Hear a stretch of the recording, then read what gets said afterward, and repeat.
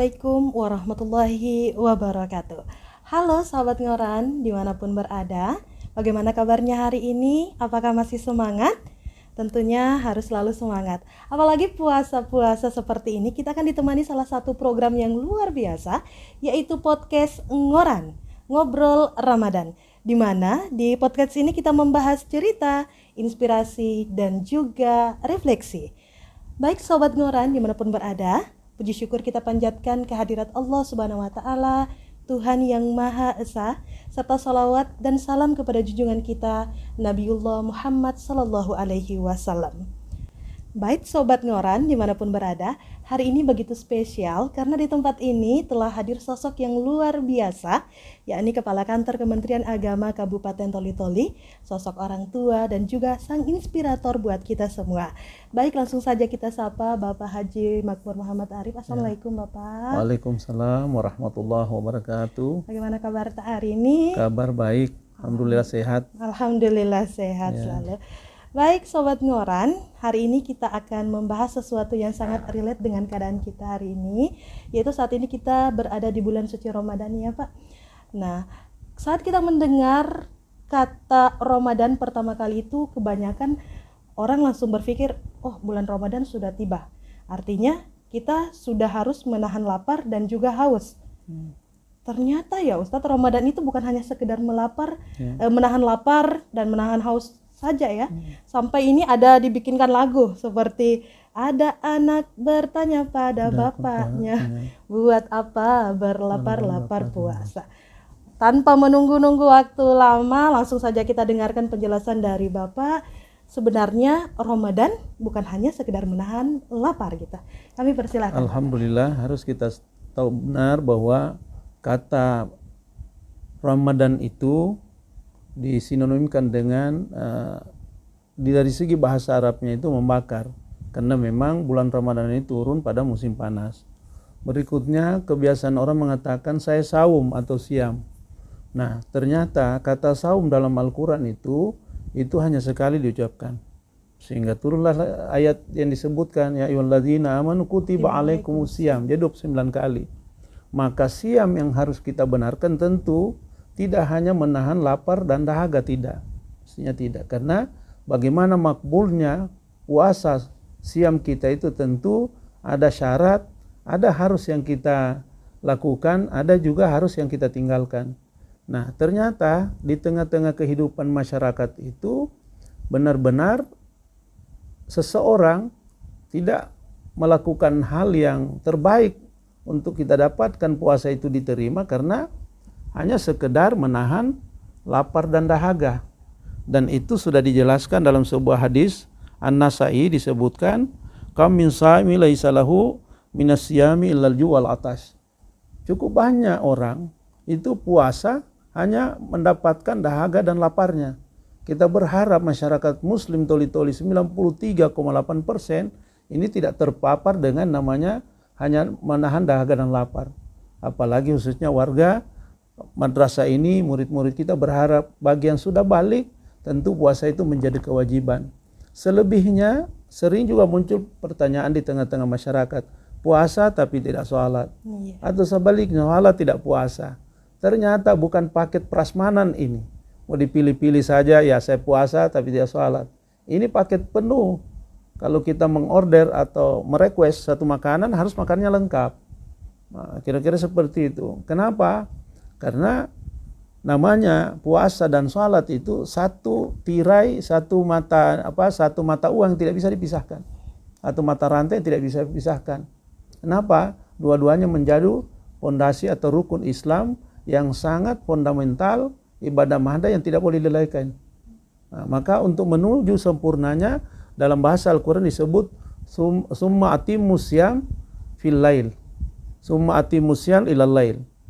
Sempurnakanlah siammu, sempurnakan puasamu sampai malam harinya. Artinya kita puasa di pagi hari, maka dilengkapi dengan salat-salat malam kita di malam hari. Nah, kata puasa itu dimulai dari kata qiyam, mendirikan atau melakukan sahur, memulai dari situ. Harinya kita siam. Jadi antara qiyam dan siam itu juga satu paket. Itulah kira-kira yang sangat diharapkan. Jadi cukup banyak orang terpapar mengatakan puasa itu hal yang biasa-biasa. Padahal fasilitas bonus yang diberikan Allah hanya pada umat Nabi Muhammad itu pun sekali setahun. Kenapa? Nabi Adam dihempas dari dosa yang dia lakukan dari surganya, hanya melakukan satu dosa, dihempas tiba-tiba dia melakukan pertaubatan dan dengan puasa kurang lebih 40 hari 40 malam dia lakukan. Banyak contoh Nabi Daud, Nabi Isa, semuanya itu karena ibadah tertua di dunia adalah beda puasa. Maka jangan sampai kita terpapar atau terlena hanya dapat dahaga, tidak dapat pahalanya. Siapa yang mau tahu? Pahala puasa itu, puasa ini ibadah sir, diam-diam. Berarti ada hal yang ditahan. Ya, termasuk lapar dan dahaga. Meskipun pada saat itu makanan itu halal, tapi ada yang tidak membolehkan karena ada waktu sahur sampai kita berbuka.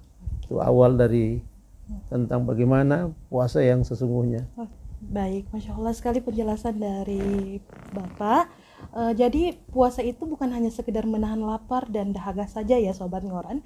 Baik, selanjutnya Pak, bagaimana, apakah ada paket lengkap agar di bulan suci Ramadan ini, paket lengkap ibadah, agar di bulan suci Ramadan ini kita hanya tidak mendapatkan lapar saja, haus saja. Jadi setelah Ramadan ini kita dapat door prize gitu istilahnya. Jadi paket lengkap ibadah apa yang harus kita lakukan di bulan suci Ramadan ini? Paket lengkapnya sederhana, sebuah hadis juga menyampaikan bahwa